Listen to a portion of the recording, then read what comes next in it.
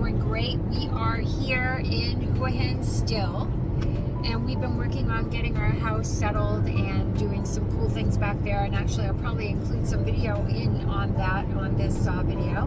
But anyway, some of you have messaged me or made comments and asked me how we ended up in Thailand and how we went about maybe planning for coming here. And the decision to come here essentially was made, when, like 2015 or so. So actually, why don't we give a little bit more background? Yeah. Our son, Evan, who's now 20 years old, was an exceptional Muay Thai fighter.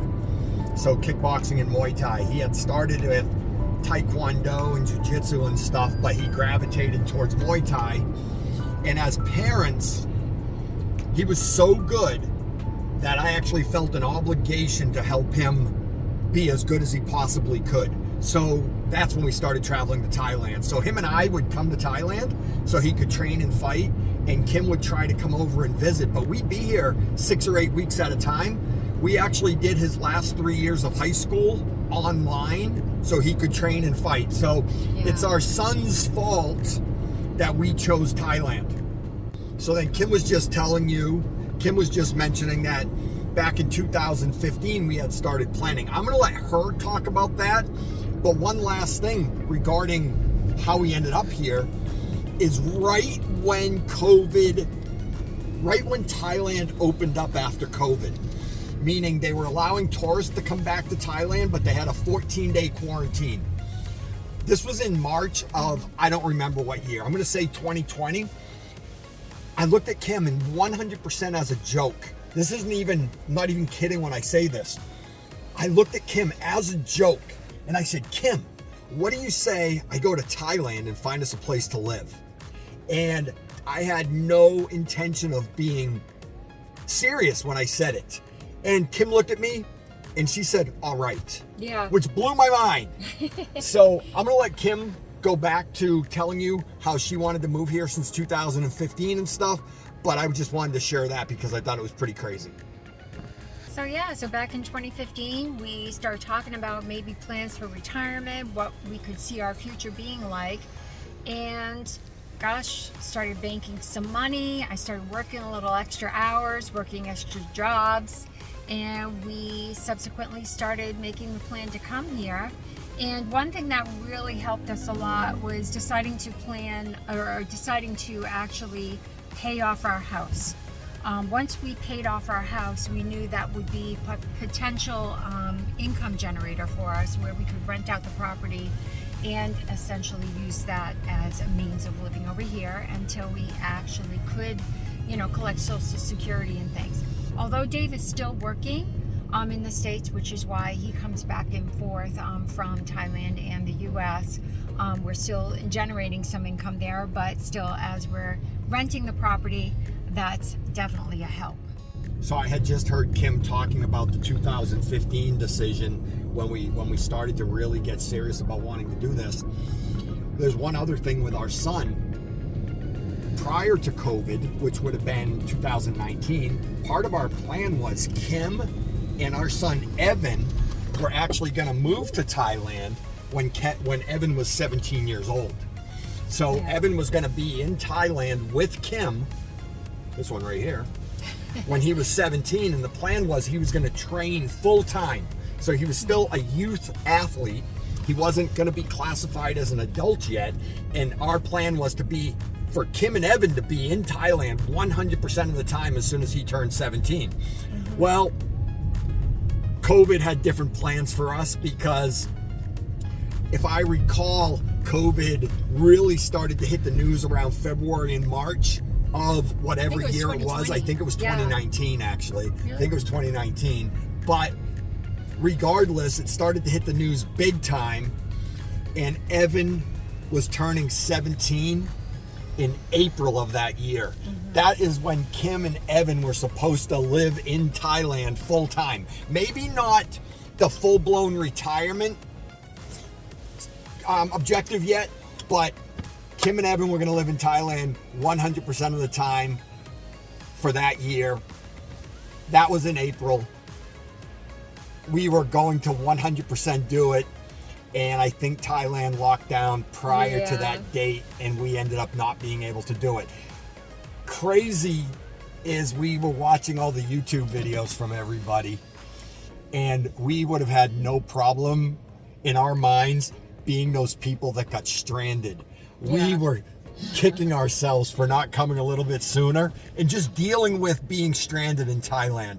I think that would have been a really unique experience, a unique opportunity to experience the locals. I mean, some of the YouTube videos we were watching, they were the only foreigners in a small village or in a resort, and they were just treated extraordinarily well and had no stress other than not knowing when they were going to leave paradise. So we just arrived at the restaurant. Kim's probably going to stop this video, and she'll probably have more to share with you once we get to our table.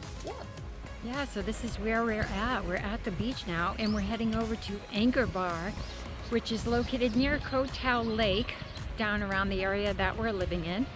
And we'll share that with you in just a moment. And what we've been doing is we've been coming here too late during the day.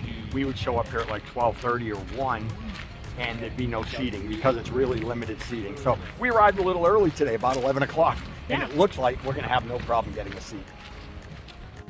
Yeah, so it's so cute down here. I love this vibe down here, and they have kite surfing here, and that is one thing that we have really always wanted to learn how to do, and one day we will try it. Who knows if that would be something we'd even have the affinity to do. We've tried surfing in the past, and that just did not go over well at all. Dave and I are not flexible, and I don't know, we just don't have the balance, so we're not sure if kite surfing would even be feasible for us, but who knows? So you can see here, it's very, very cute. So there's a chance we're here too early today. Yeah. Look at, there's nobody here. That's closed down there. Oh my gosh, that's right. Uh-oh. So Kim, we might have to go to one of our other favorite restaurants, which is only 5 minutes from here, right? Yeah, let's hit it. So we're always learning. We were always getting here too late and we didn't get seats. Now we're too early, but we have a backup plan. Within 3 minutes of here is one of our favorite restaurants. We didn't know the official name was The Curve, but we were told the other day it's The Curve. So it's The Curve in Koh Tao, and we'll be there in a minute. This is closed too. This is The Curve. This is where we were going to come to eat. So now we're going to find someplace else. Headed to our favorite restaurant, or one of our favorite restaurants, Soy 102. Plan C is not a bad option. Plan C is actually our favorite restaurant here. So. Yeah, it's awesome.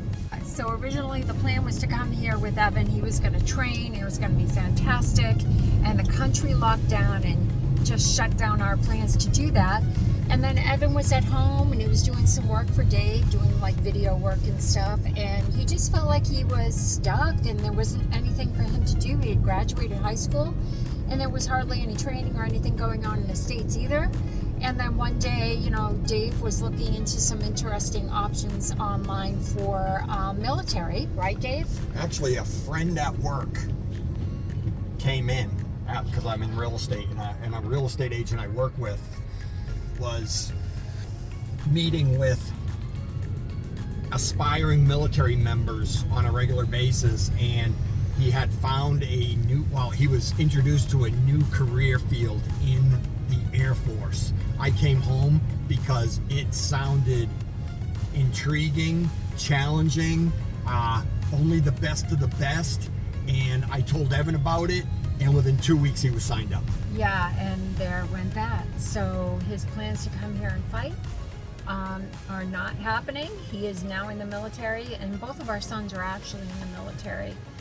Kyle, our oldest, he's going to be 30 in November. He's married, and we have a beautiful granddaughter, and they are located in California. And Evan is training in Florida. You know what?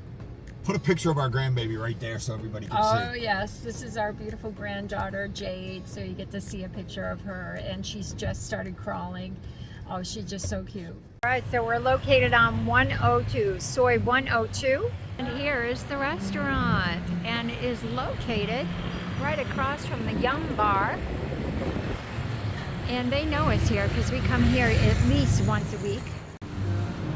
Hey Dave, I know you're gonna enjoy this. The best menu ever. ever.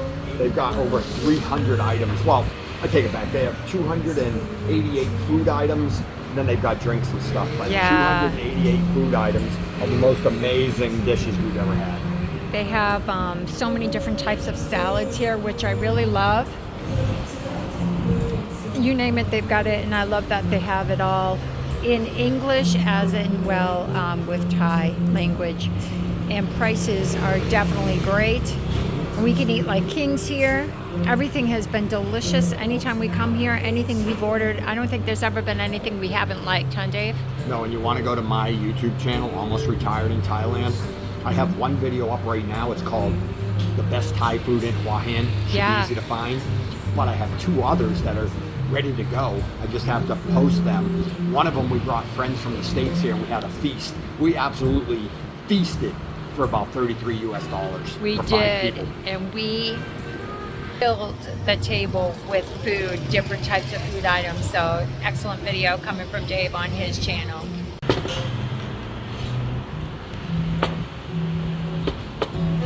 Okay.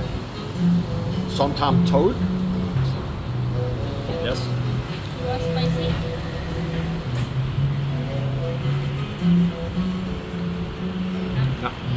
Nam tak mu. น้ำตกหมู Nam tak mu. Tom kha kai ต้มข่าไก่ and chicken fried rice.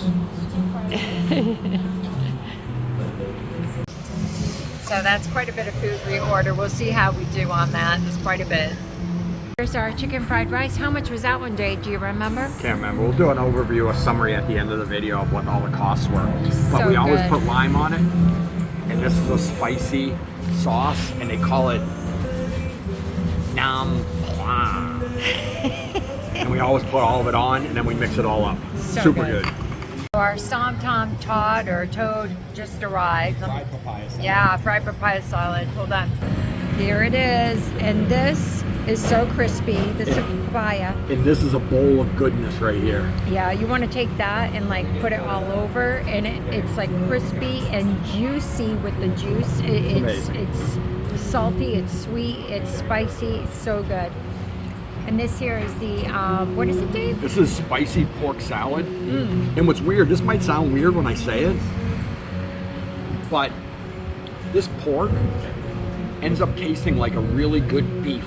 Like beef here in Thailand isn't necessarily the best, but when you try this, I think you'll understand what I mean. It's tender and it's flavorful and it's just unbelievably good. Yeah, it's so strange. It reminds me of it really does kind of feel like a thin sliced steak or something Yeah. when you eat it. Right, what's next? This is called Tom Kha Kai. It is a coconut chicken soup. Look at this. It's just amazing. Amazing flavors, amazing ingredients.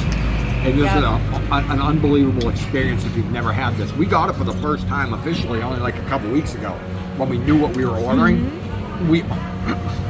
We'll almost always order it if we see it on a menu from now on, huh, Kim? Yeah, it's awesome. Sometimes you order a side of rice with it, but since we already have rice and so much here, we didn't get the white rice, the steamed rice with it.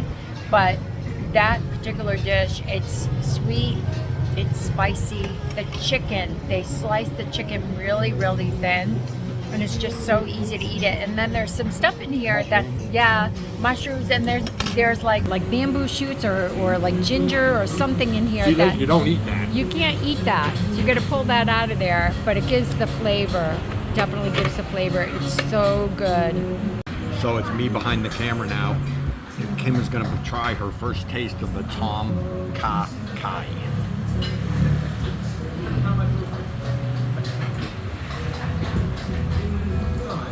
Oh yeah. And you know what, Kim? I'm going to ask you right now. Oh, spicy. Do you notice anything missing from our table? There's something missing that we're used to having when we're at a restaurant in the States. What is it? Salt and pepper. Condiments. There are no salt and pepper shakers anywhere in Thailand. And you know why? You don't need Because it. you don't need it. Why don't you need it? Look at the spices that are just here in our spicy pork. I mean, it is just amazing. You would spoil it if you put anything else on this. Dave is not really, or hasn't really ever been a mushroom fan, ever. This has mushrooms in it. Look at this thing. And he is scoffing it down. And the mushrooms just absorb all those juices and all the flavor. So good. And he likes it. I think we'd be able to do it, but we did. We have finished all of that food. Look at that. Just a little bit of coconut milk left in the bowl. Kim, you gotta put this on video. Give me 1 second. How much we paid. You saw what we ate. Yeah. We had 4 plates of food. We had 2 drinks, meaning a soda water and a regular soda. And there's 0 complaint about anything we just ate. Delicious. It was, I can't even tell them. It was 340 baht, 340 Thai baht. That is less than 10 US dollars. Let that sink in for a minute, because last time I was back in the States, I took a friend out to Thai food. He thought it would have been cool for us to go out for Thai food. And we only bought 2 dishes and had 2 drinks, and it was 60 US dollars with the tip. We just paid 1/6 the cost and had 10 times the enjoyment. I might look excited because I am. This place is unbelievable.